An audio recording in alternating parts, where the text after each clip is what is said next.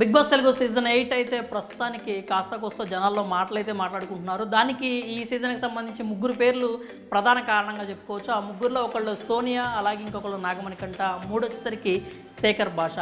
అవును, ఆర్జే శేఖర్ భాష అయితే బిగ్ బాస్ సీజన్‌కి కాస్త కోస్త హైప్ వచ్చిందంటే అతనే కారణం అని చెప్పాలి. సోషల్ మీడియాలో ఎక్కడ చూసినా కానీ శేఖర్ భాష ఏదైతే మాట్లాడాడో ఆ తెలుగు ఫన్నీ జోక్స్ బాగా వైరల్ అయినాయి. అలాగే కాస్త కోస్త కంటెంట్ అయితే బిగ్ బాస్ సంబంధించి అతనే క్రియేట్ చేస్తున్నట్లుగా మనకు అనిపించింది. దాంతోనే ఆ కంటెంట్తోనే ఒక 1 వీక్ ఆట అయితే గడిచిపోయింది. అలాగే సెకండ్ పొజిషన్లో అతను సేవ్ అయిపోయాడు అంటే దాన్ని బట్టి ఇండికేషన్ మనం చూడొచ్చు. బయట ప్రజల్లో అంటే బిగ్ బాస్ ఆడియన్స్లో కాస్త కోస్త శేఖర్ భాషకి మంచి పేరు అయితే వచ్చింది అని చెప్పి అర్థమవుతుంది. అయితే ఎన్ని రోజులు ఇదే ఒక కామెడీతో లేకపోతే ఆ కామెడీ యాంగిల్తో శేఖర్ భాష హౌస్లో సర్వైవ్ అవుతాడు?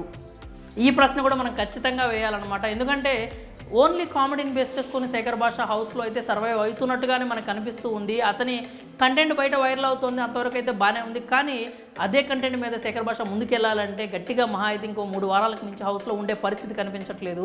అతను ఖచ్చితంగా గట్టిగా మాట్లాడాలి. ప్రస్తుతానికైతే మాట్లాడుతూ ఉన్నాడు, తన పాయింట్స్ అయితే రైజ్ చేసే ఆలోచనలోనే కనిపిస్తున్నాడు. కానీ అంటే మొత్తం సీరియస్గా మాట్లాడేసి చివరికి వచ్చేసరికి ఓ చిన్న జోక్ వేసి ఇదంతా కూడా ఒక ఫన్నీ వేలో జరిగిన కన్వర్జేషన్ లాగా కన్వే చేయడానికి ఆర్జే శేఖర్ భాష ప్రయత్నం అయితే చేస్తున్నట్లుగా కనిపిస్తుంది. ఎందుకంటే నిన్ను హౌస్లో ఉన్నప్పుడు నామినేట్ చేసినప్పుడు అతను పాయింట్స్ చెప్పాలనుకున్నాడు నాగమణి గంటకు సంబంధించి, లేకపోతే ఆదిత్య మాట్లాడుతూనే కళ్ళు మూసుకొని డైలాగ్ అంతా చెప్పి కళ్ళు తెరిచి మళ్ళీ కాసేపు అక్కడ కామెడీ అనేది చేయడం జరిగింది.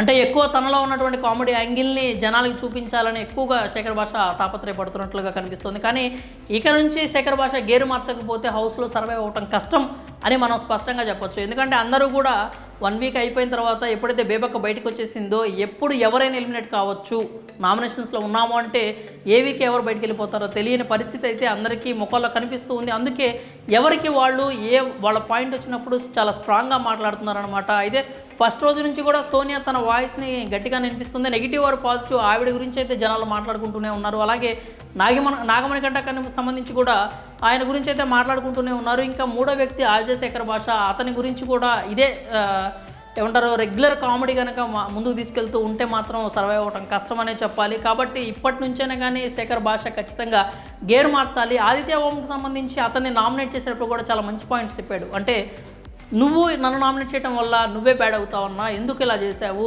లెగిస్తే మన ఇద్దరం కలిసి తిరుగుతున్నాం, కలిసి ఉంటున్నాం, కలిసి మాట్లాడుకుంటున్నాము. కానీ ఏ చిన్న విషయం రాగానే ఇప్పుడు ఏదైనా కానీ అంటే అప్పుడు ఆ రోజు యానిమల్ని డెడికేట్ చేయమన్నప్పుడు దోమ అని చెప్పి శేఖర్ భాషకి వేసాడు. నేను నామినేషన్ సంబంధించి నువ్వు ఇర్రెస్పాన్సిబుల్గా ఉంటున్నావు, నెగ్లిజెన్స్ని ప్రదర్శిస్తున్నావు, బిగ్ బాస్ మైక్లో నుంచి నేమ్ వచ్చింది అంటే అది ఎక్కువ శాతం నీ పేరే అవుతుందని ఆదిత్య ఓం అయితే చాలా నెగిటివ్ పాయింట్స్ని రైజ్ చేశాడు.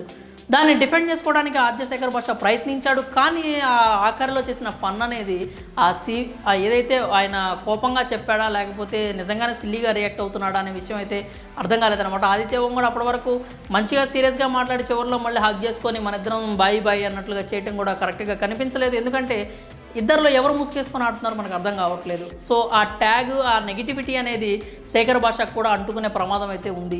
కాబట్టి ఇప్పటివరకు best entertainer of Bigg Boss Telugu season 8 అనే ట్యాగ్ని అందుకున్నాడు. కాబట్టి దాన్ని ముందుకు తీసుకెళ్తూనే అలాగే తనలో ఉన్నటువంటి ఆటనైతే మెరుగుపరుచుకోవాల్సిన పరిస్థితి స్పష్టంగా కనిపిస్తుంది. కాబట్టి ఇప్పటి నుంచే కానీ ఆర్జే శేఖర్ భాష మేలుకొని గేరు మార్చి ఆటలో టాస్కుల్లో కూడా దూసుకొని వెళ్తే చాలా బాగుంటుంది అనే చెప్పాలి. బయట ఉన్నటువంటి అతనికి ఉన్న పబ్లిసిటీ కావచ్చు, లేకపోతే మొన్న మధ్యలో వచ్చిన ఫాలోయింగ్ కావచ్చు, అది ఓట్ల రూపంలోకి మారే అవకాశం అయితే మనకు ప్రస్ఫుటంగా కనిపిస్తుంది. కాబట్టి శేఖర్ భాష ఇప్పటి నుంచైనా కానీ గేరు మారుస్తాడో లేదో మరి చూడాలి. మరి శేఖర్ భాష గేమ్ మీకు ఎలా అనిపించిందో మీ అభిప్రాయాలు అయితే కామెంట్స్ రూపంలో తెలియజేయండి.